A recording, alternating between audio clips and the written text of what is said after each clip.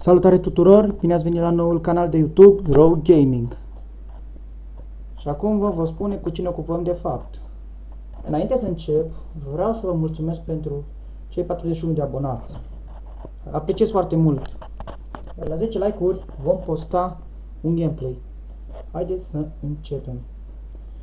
În primul rând, vom posta foarte des gameplay-uri, comment și no comment, iar mai târziu vom posta vloguri, dacă sunteți de acord cu noi. Și acum vreau să ne facem prezentarea. Înainte să încep, aș vrea să vă mai spun că noi nu dorim ca să ne arătăm identitatea, dar vom folosi nickname-uri. Suntem două persoane care se ocupă cu acest canal. Eu mă numesc Andrei, am 17 ani, iar partenerul meu se numește Dinu și are 16 ani. Și amândoi am decis ca să facem acest canal de YouTube. Mă apreciez foarte mult și ajutorul lui.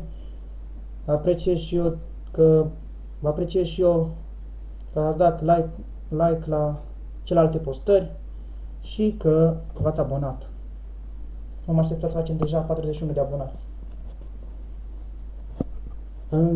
Să vă spun cum am început de fapt canalul. La început am postat vreo 3 sau 4 videoclipuri cu Geometry Dash. Un joculeț mic. De asemenea a fost o mare prostie. A fost un gameplay no comment. Și am făcut o greșeală că n-am făcut prima dată o descriere a canalului nostru, ca să înțelegeți despre ce e vorba. Dar acum ne-am dat seama, iar clipurile acelea le voi șterge, pentru că nu mi se pare corect să fac prima dată gameplay-ul, după aia să descriu canalul. Pentru mine mi se pare un lucru foarte, foarte nasol.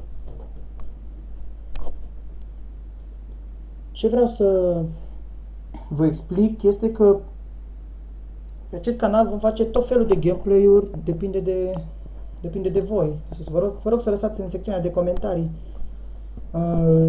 cu ce ați dori să facem un gameplay.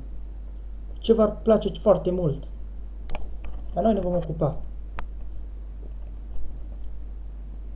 Apropo, la 100 de like-uri, nu la 100 de like-uri, scuzați, la 100 de abonați vom deschide propria noastră pagină de Facebook. Vă mulțumesc pentru acordul, pentru ajutorul acordat, pentru prezența voastră. Nu uitați să dați un like, un subscribe și un share, pentru că ne-am bucurat foarte mult. Atât a fost. Pentru astăzi noi am fost Rogue Gaming. Vă mulțumesc!